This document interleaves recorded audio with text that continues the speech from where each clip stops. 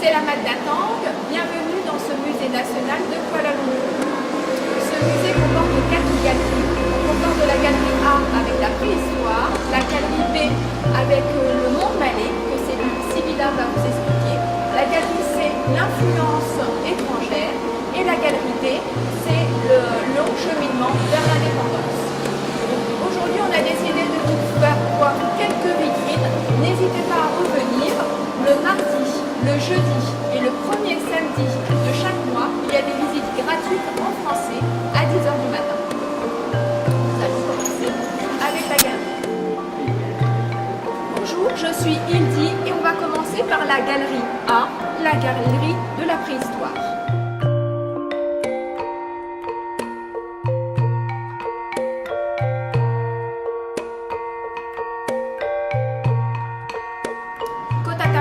Kota Tampan est le site de la préhistoire, le site du paléolithique.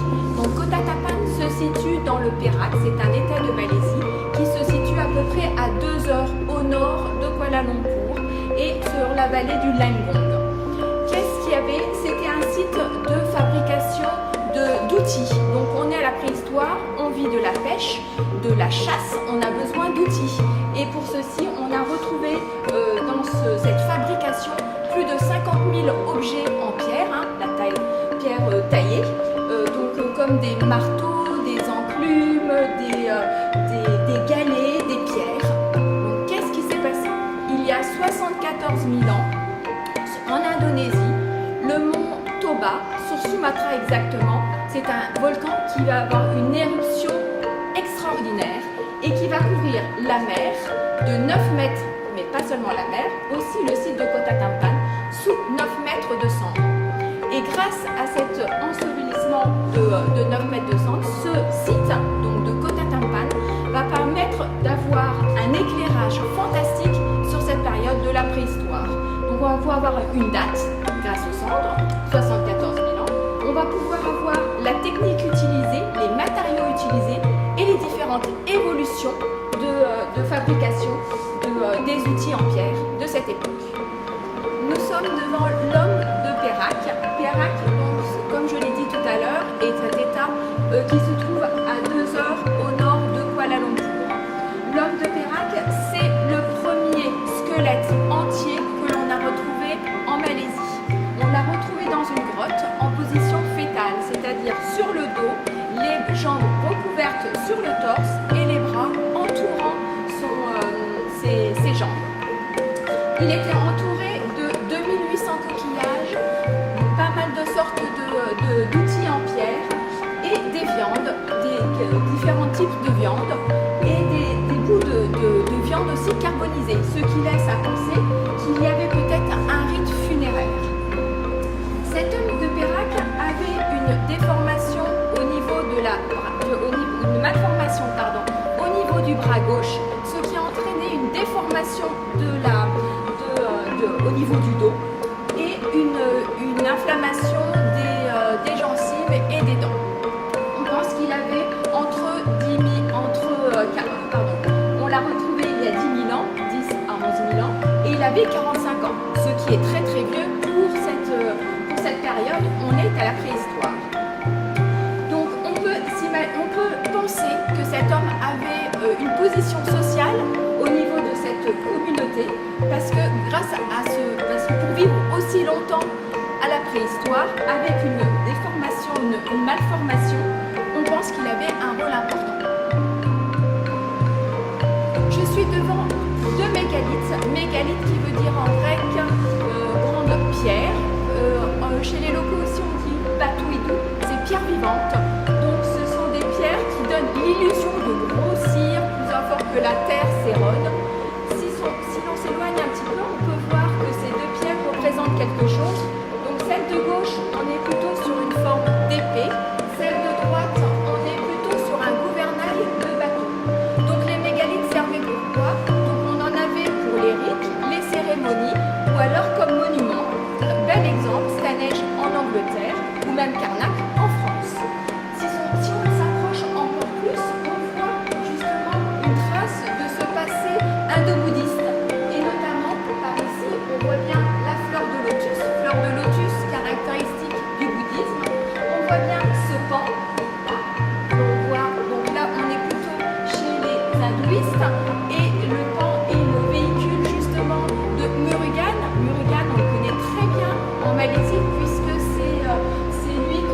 devant Batu Cave, des grottes qui ne sont pas trop loin de Kuala Lumpur.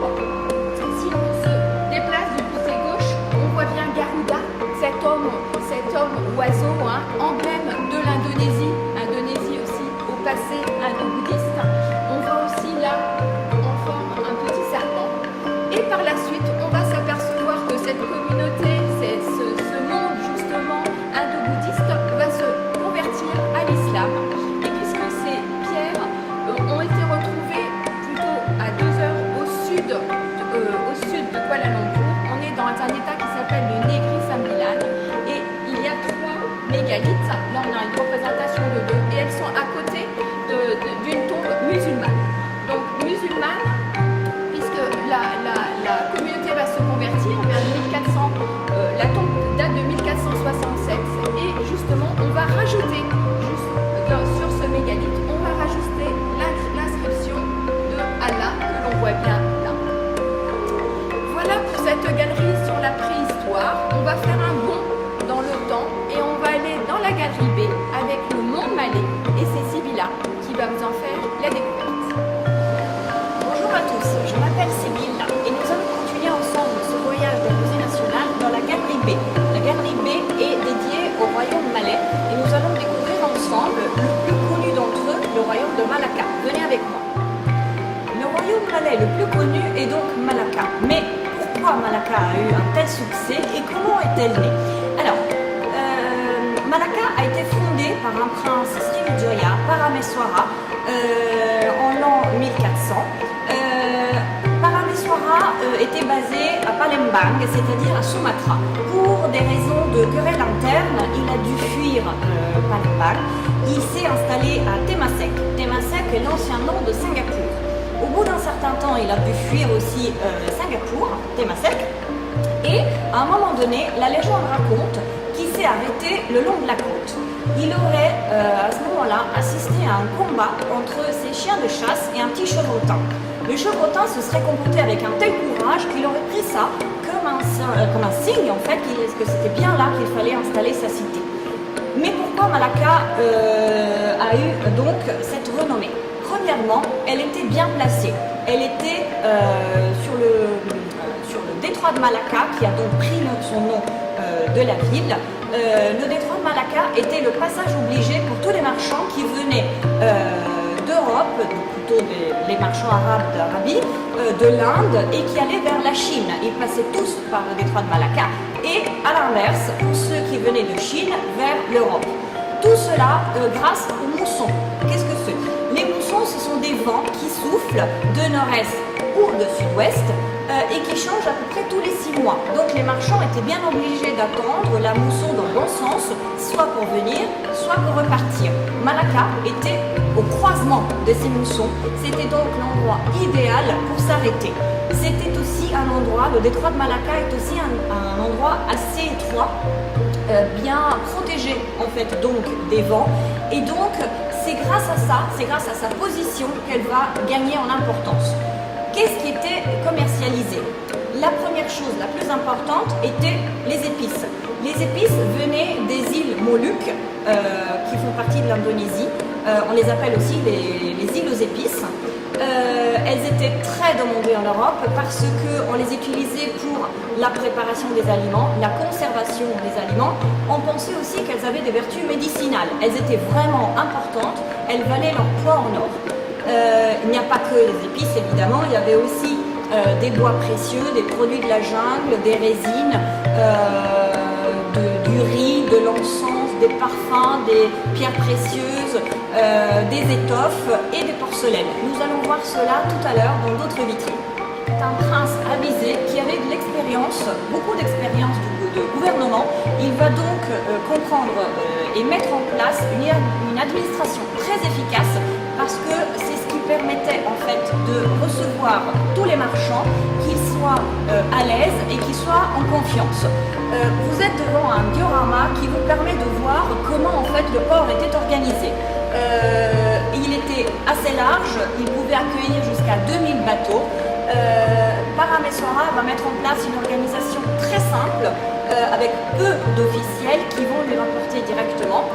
notamment pour le port par exemple. Il y aura 4 chabandars. Les chabandars étaient les maîtres du port. Ils sont chacun d'entre eux dédiés à une communauté spécifique pour que les marchands de ces zones-là puissent arriver à Malacca en sachant qu'ils seront pris en charge par quelqu'un qui les comprend et qui parle la même langue.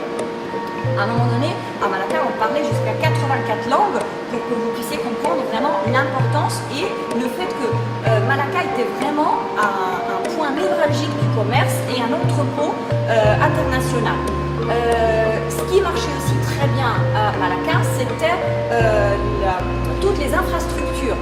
Les marchands étaient accueillis, pouvaient s'arrêter, pouvaient même rester quelque temps puisqu'il fallait bien attendre la mousson qui change pour pouvoir repartir. On pouvait aussi faire réparer ces bateaux parce que les voyages à l'époque étaient périlleux, étaient très longs et les bateaux avaient bien besoin d'être remis en état avant de repartir dans l'autre sens.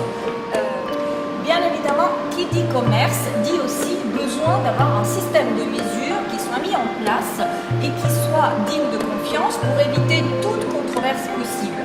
Nous avons déjà vu que Malacca avait mis en place une administration très simple avec des lois simples mais efficaces. Il y a aussi un système de mesure qui va se mettre en place. Par exemple, dans cette vitrine, nous avons des noix de coco qui étaient utilisées comme système de mesure plutôt pour les denrées alimentaires ou ces balances qu'on appelle aussi kati. Un kati correspond à peu près à 600 grammes. C'était utilisé plutôt pour les matériaux précieux, donc les pierres précieuses, l'or, l'argent, l'encens et le parfum.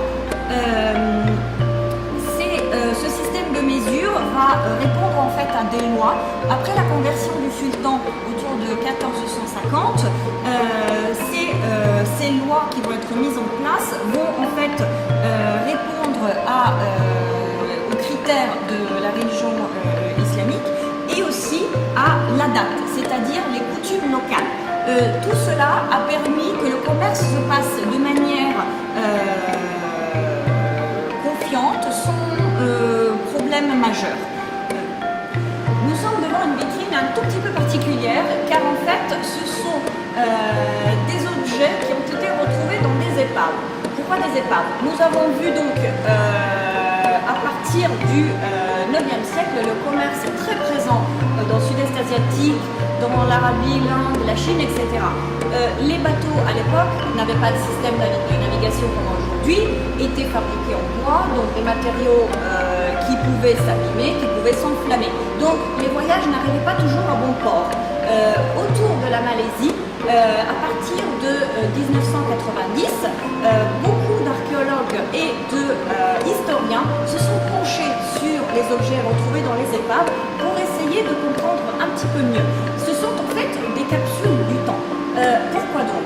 En fait, dans cette vitrine, vous avez donc des très belles céramiques céladon avec une couleur verte très typique, des céramiques blanches et bleues qu'on connaît un petit peu plus, ça rejoint plus l'imaginaire des porcelaines chinoises, et aussi des jarres et des bocaux, etc. Certains d'entre eux, en fait, nous ont permis de voir que le commerce était déjà très actif, déjà au 9e siècle. Les échanges avec la Chine étaient déjà très importants, les céramiques étaient très demandées. Tout cela est confirmé aussi par le fait que beaucoup d'objets viennent de fabriques implantées en Thaïlande et au Vietnam, ce qui prouve qu'en fait la demande était tellement importante qu'il fallait bien trouver d'autres endroits où les fabriquer et que ces fabriques avaient du succès aussi, même si ce n'était pas implanté en Chine. Nous allons maintenant voir comment toute cette richesse, comment toute la renommée de Malacca va attirer aussi beaucoup de convoitises, et nous allons continuer dans la galerie C pour voir les puissances étrangères qui vont venir coloniser la Malaisie.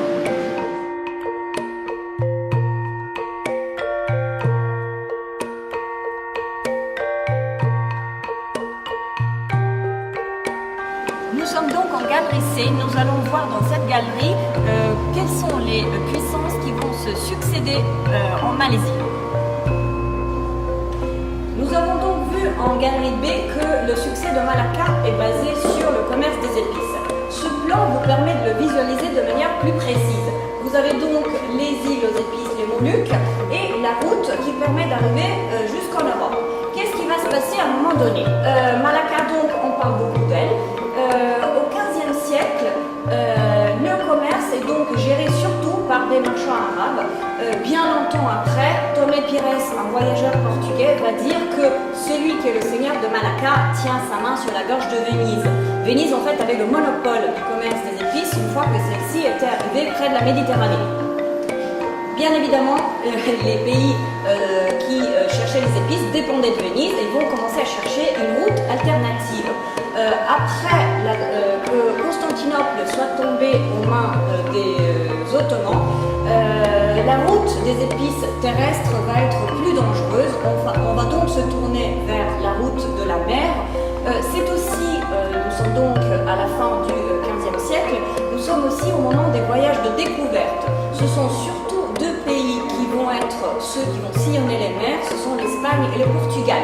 À un moment donné, en 1494, ils vont signer un traité, le traité de Tordesillas, qui va en fait partager la sphère d'influence. L'Espagne va partir vers l'ouest, c'est comme ça que c'est eux qui sont arrivés en Amérique, et le Portugal va partir vers l'est.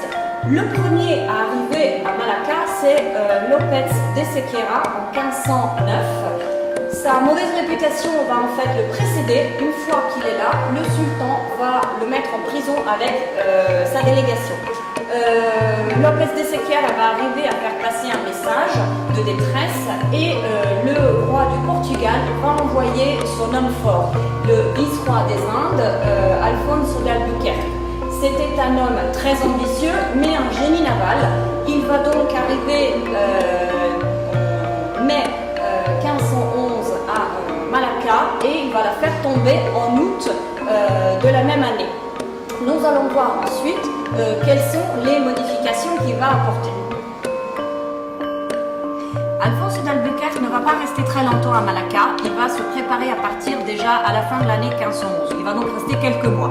Il va quand même essayer de profiter de toutes ces richesses et vous êtes devant la maquette de la Flor de la Mar. Le Flor de la Mar, en fait, c'était le bateau, le navire le plus gros de sa flotte. Il va donc le charger, alors on raconte qu'il a chargé jusqu'à 60 tonnes de pierres précieuses et or, des coffres, de métaux précieux, etc. Le Flor de la Mar n'était pas très ancien, mais il était assez abîmé par tous les voyages qu'il avait faits. Albuquerque va donc partir, mais le navire va sombrer au large de l'Indonésie 6 jours après le départ, et à ce jour, il n'a pas encore été retrouvé.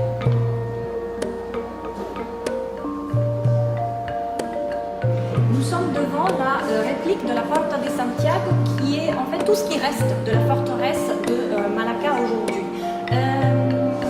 Albuquerque, quand il arrive, il ne change pas donc l'administration du royaume, mais il va en revanche construire une forteresse qui va encercler Malacca. Les murs font jusqu'à 2,5 mètres de large. Ils vont utiliser des matériaux de récupération pour la construction de ce fort, parce qu'en fait, Malacca va devoir résister aux attaques répétées des Néerlandais, des Hollandais qui vont vouloir conquérir Malacca. Ils étaient présents surtout en Indonésie, à Batavia, de Jakarta aujourd'hui, et avec l'aide du sultan de Johor, qui en fait descend du sultan de Malacca qui avait dû s'enfuir quand Albuquerque était arrivé, ils vont enfin arriver à conquérir Malacca en 1641. Le fort va donc être très endommagé à la suite de toutes ces batailles, presque 40 ans de bataille, et les Hollandais vont donc le reconstruire, et en 1670, la date que vous voyez inscrite sur la porte, les travaux de reconstruction avec cette fois des matériaux neufs va être complétés.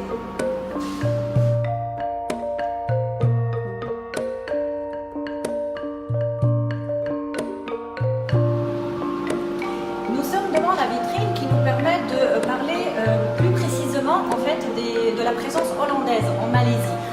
Comment sont-ils arrivés? Donc, on a vu tout à l'heure devant la Porta de Santiago qu'en 1641, les Hollandais vont conquérir Malacca. Mais qui sont donc ceux qui sont arrivés? En fait, ce sont surtout des marchands. C'est ce qu'on appelle la VOC, la Compagnie néerlandaise des Indes orientales. C'est une vraie puissance. Elle est école garantie en fait par le gouvernement hollandais du commerce. Elle peut signer des traités, elle peut établir des colonies, elle est vraiment indépendante. Donc c'est elle qui va s'implanter en Malaisie, et là comme base Malacca. Bien évidemment, elle était déjà présente parce que en fait, elle avait déjà établi un grand réseau de commerce, surtout basé en Indonésie, donc à Batavia, Jakarta.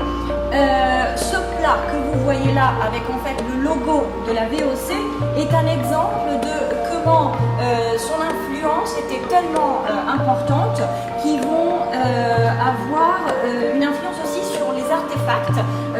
Ceci est en fait une porcelaine qui vient de Chine, mais il y en a aussi qui viennent du Japon, qui vont être donc modifiés au goût et aux demandes en fait de la VOC.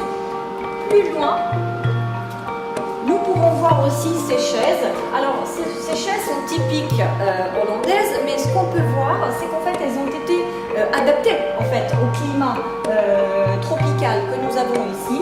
Donc nous avons plutôt du canage à la place d'une assise et d'un dossier en cuir.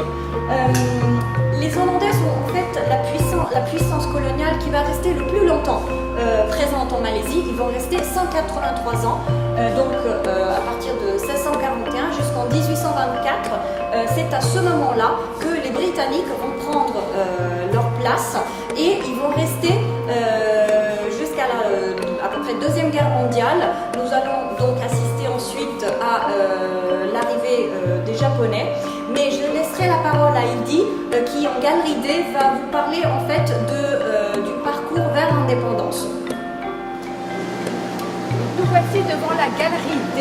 La Galerie D, dernière galerie de ce musée national de Kuala Lumpur, et c'est ce long cheminement qui va amener ce pays vers l'indépendance.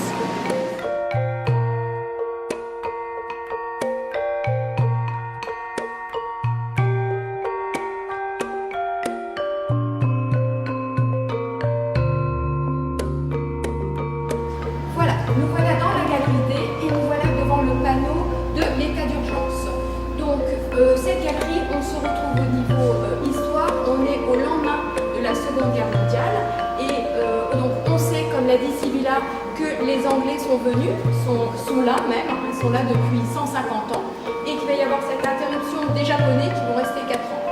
Donc en 1948, les Anglais étaient là, ils restent et ils vont continuer à exploiter les ressources qui existent déjà dans cette Malaisie. Et ces deux grosses ressources sont l'étain et le caoutchouc. Et ce qui va se passer, c'est qu'en 1948, les communistes locaux vont se rebeller justement contre ce gouvernement colonial britannique. Ils vont tellement se rebeller qu'il va y avoir un assassinat. Trois dirigeants européens vont être tués, assassinés. Et ce qui va déclencher cet état d'urgence. Donc état d'urgence qui va d'abord être que dans l'état du Perak et qui va complètement se généraliser sur toute la Malaisie. Donc état d'urgence qui va durer 12 ans, de 1948 à 1960. Et on pourrait se poser la question, pourquoi état d'urgence et pas guerre civile?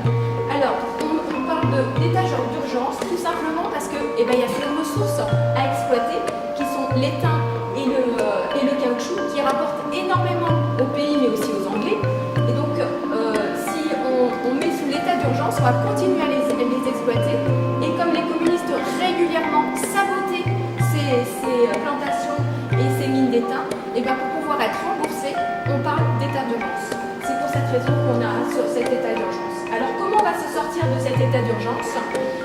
C'est un Britannique qui va avoir le plan, qui va élaborer un plan qui s'appelle le plan BRICS, parce qu'il va s'apercevoir que la population locale aide ces communistes, et donc l'aide en ravitaillement, en information, et tout. Donc il va y avoir des nouveaux villages qui vont être complètement construits avec toute l'infrastructure.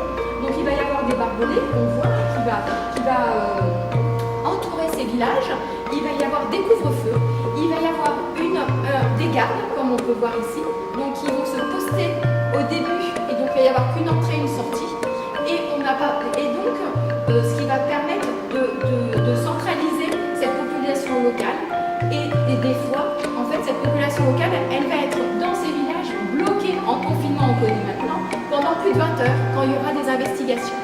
Mais grâce à ce plan BRICS, et en fait, ça va permettre d'essouffler ce mouvement communiste, parce qu'ils seront plus ravitaillés, donc ni en nourriture, et puis par idéologie, donc ça va s'essouffler. Ce mouvement communiste va complètement s'essouffler, et on va dire que donc, au mois de juillet 1960, c'est complètement terminé. On peut vraiment saluer la police malaisienne au niveau de ses renseignements, et on dit que l'état d'urgence est regardé et donné en exemple justement pour régler les conflits internationaux. Donc l'état d'urgence est réglé. Entre-temps, quand même, les Britanniques se rendent compte qu'il faut quitter la Malaisie, ils vont quitter la Malaisie, mais quand même ils veulent aider justement à une organisation politique. Et donc l'organisation politique multiraciale donc, va avoir lieu, et c'est donc l'état d'urgence va se terminer en juillet 1960, et on peut saluer en fait cette police de renseignement malaise qui va apporter beaucoup de renseignements, et on dit que cet état qui a duré quand même 12 ans donc d'état d'urgence est un exemple pour montrer comment régler les conflits internationaux. Donc l'état d'urgence se termine, mais entre-temps, les Britanniques, toujours là, les Britanniques savent qu'ils doivent partir et vont essayer justement d'organiser au niveau politique ce pays, et justement avoir une organisation multiraciale. Donc pour la première fois en 1955, il va y avoir une élection avec donc des Malais, des Chinois et des Indiens, donc multi-ethniques, et qui va être remportée à l'unanimité, donc dirigée par Tunku Abdul Rahman, comme quoi tout le monde est d'accord pour que ce pays parte sur une indépendance. Donc c'est en 1955. En 1956, petit cheminement, donc il va falloir expliquer justement au gouvernement britannique cette nouvelle organisation, et toujours avec Tunku Abdul Rahman, ce cheminement qui va avoir lieu vers l'indépendance. Et voilà, le grand jour est arrivé. Le 31 août 1957, Tunku Abdul Rahman crie haut et fort « Merdeka, Merdeka, indépendance, indépendance, liberté ». Et donc c'est pour la première élection fédérale de ce nouveau pays qui va voir le jour, et donc ce nouveau pays est la Malaisie. Donc pour la première fois, cette déclaration va être faite sur le stade de Merdeka, et pour la première fois, on va hisser ce drapeau de la Malaisie que l'on peut voir encore à l'heure actuelle sur la place de Merdeka. Drapeau qui est sur un mât de plus de 100 mètres de haut. Nous voici devant, et qui complète en fait le costume traditionnel malais. Donc ça a été instauré par le sultan de Malacca au XVe siècle, et on dit qu'au départ le tengkolok protégeait du soleil mais aussi de la transpiration que l'on pouvait avoir sur le front. Donc évidemment le tengkolok est un rectangle de tissu de soie plié de différentes façons, comme on peut les voir là sur cette vitrine. On a différents sultans avec différents pliages, différentes couleurs pour différencier les différents sultans. Donc évidemment le tengkolok était quelque chose qui était porté par les riches, les nobles, donc une position sociale, mais à l'heure actuelle on peut porter le tengkolok par exemple le jour du mariage pour compléter justement l'habit traditionnel, et l'on va devenir le roi du jour. Donc si on s'approche un peu plus, on peut remarquer les différents tengkolok et qui ont différents noms, parce que nous sommes dans un pays avec une monarchie constitutionnelle, et cela veut dire que à un moment donné, un de ces différents sultans va devenir roi de Malaisie.